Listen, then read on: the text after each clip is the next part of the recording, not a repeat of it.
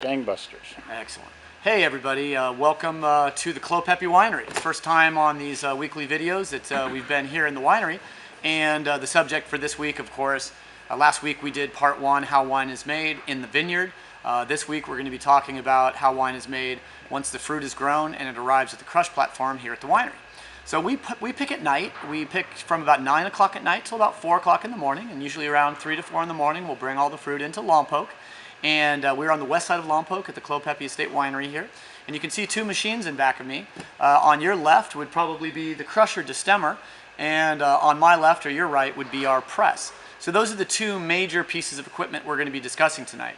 So when we bring the grapes in, they've been hand harvested. They're in 1,000-pound bins, which is about a 4x4 bin, about 2 feet deep. And we take those bins, and we take them off the back of the truck, bring them in. They're nice and cold. So we'll put them on a bin dumper, and then we will dump the grapes slowly into our crusher destemmer, which separates the juice and the grapes, which goes into a fermenter. We use 1.5 ton fermenters, or about a 3,000-pound fermenter. And those grapes go into the fermenter, and the stems shoot out the side. So the stems go into a bin, and we take them back to the vineyard to be composted. At that point, basically, the grapes are measured for temperature, and we would like to see the grapes come in between 45 degrees or lower. And if they're much warmer than 45 degrees, we're going to probably add a little bit of food-grade dry ice to keep the temperature down to about 45 degrees. And in a nice, cool 55, 65-degree winery, a 45-degree cold soak will occur for maybe 3 or 4 days, where the grapes and the juice, all mixed up in the fermenter, are basically going to spend maybe 2 or 3 days slowly rising from 45 degrees up to about 65 degrees. And at about 65 degrees, those grapes are pretty much ready to start fermenting. About 70, 75 degrees, boom, the fermentation is going to be happening very fast. And if you bring grapes in much warmer than 75 degrees, you can imagine that they're probably already fermenting. Magically, the same thing that protects the skins of the grapes, which is the bloom, a waxy substance, also keeps yeast on it. So when we bring the grapes into the winery, they already have yeast on them.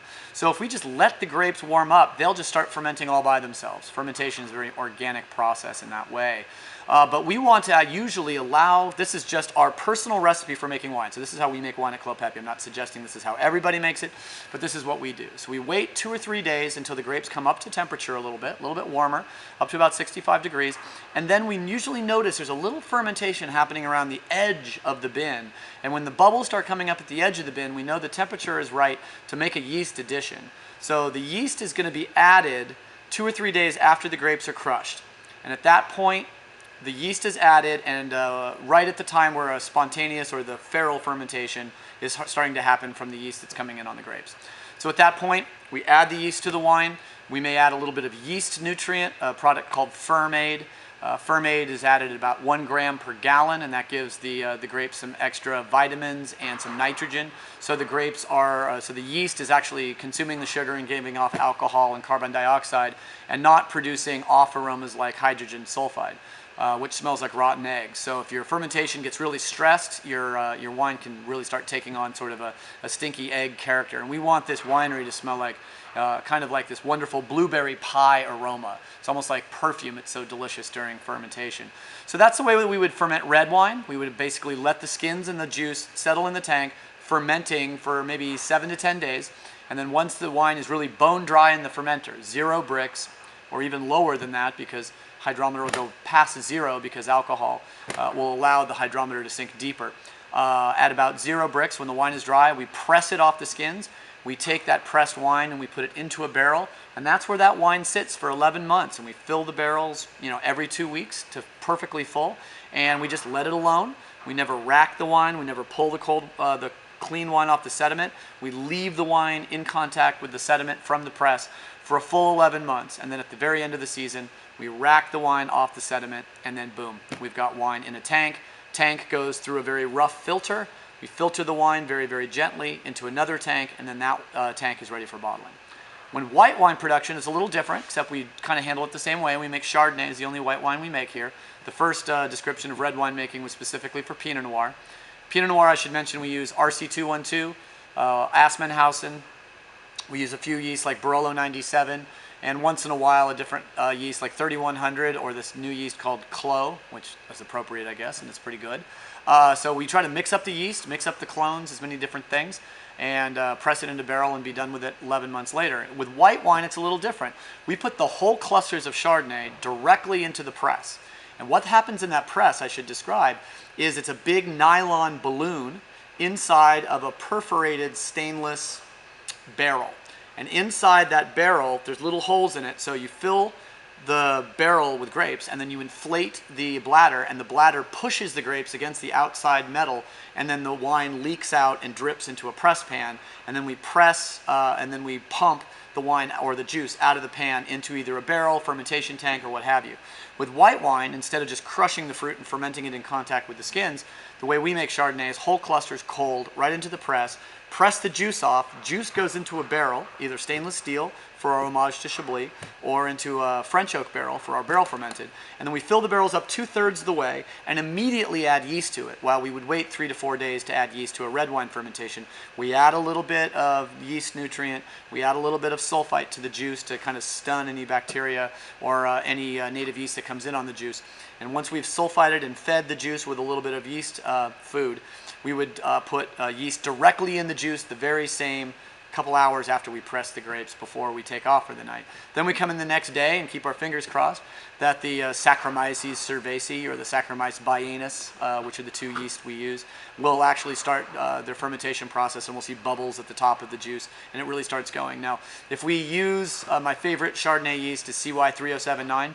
If we inoculate with CY3079 in a barrel that doesn't work and it's not taking the fermentation, we may use another yeast called EC1118, which is called Prie-de-Mousse. It's a champagne yeast, and because it's Saccharomyces biennis instead of cerevisiae, it's very, very aggressive, and it'll take over a stuck fermentation or a fermentation that's a little bit sluggish and get you to absolute bone dry, even at low pH, high acid.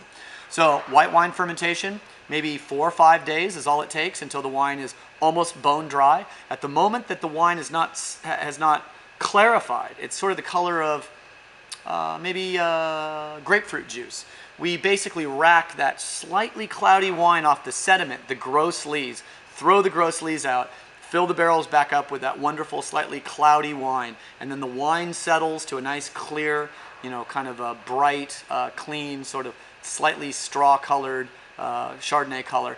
And then the final leaves, those beautiful snow leaves, those beautiful white leaves, settle to the bottom of the barrel, and then we stir the barrel every 2 weeks to bring the sediment back up in. And we do that for 11 months, topping the barrels every 2 weeks, just like the wine. But in white wine, we also stir the lees into the wine to add a little bit of minerality, some complexity, and also the lees protect the wine. So lees are an antioxidant, so the more you can integrate the actual lees, the less SO2 we need to use. After malolactic completes, we usually add a little malolactic bacteria both to the red wine and the white wine after primary fermentation. And that malolactic bacteria takes all the malic acid, the more appley acid, and then turns it into lactic acid, which is a little more creamy and complete.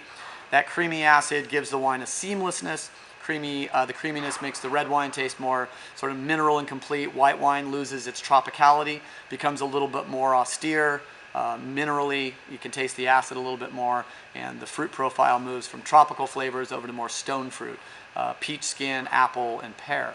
So that's pretty much all we do. We take the red grapes, we ferment them in contact with the skins, we take the white grapes, press the juice off, and once the wine is made, it lives for 11 months here at Clos Pepe Winery, at the Clos Pepe Estate Winery here in barrel, and at the end of the year, we pull the wine out, put it in a tank, give it the light filtration. For the reds, a sterile filtration for the whites to make sure that they don't re-ferment in the bottle, and put it into bottle, put a label on it, lay it down for 5 months, and then we release it. And that's pretty much the story, and hope you guys enjoyed this. If you have any questions, just go ahead and put them in the comment section, and other than that, I'll have to think of something to teach you next week. So if you have any suggestions on what you'd like to learn about wine, please let us know, and as always, we're really happy that you guys watched our presentation. Thanks so much. See you next week.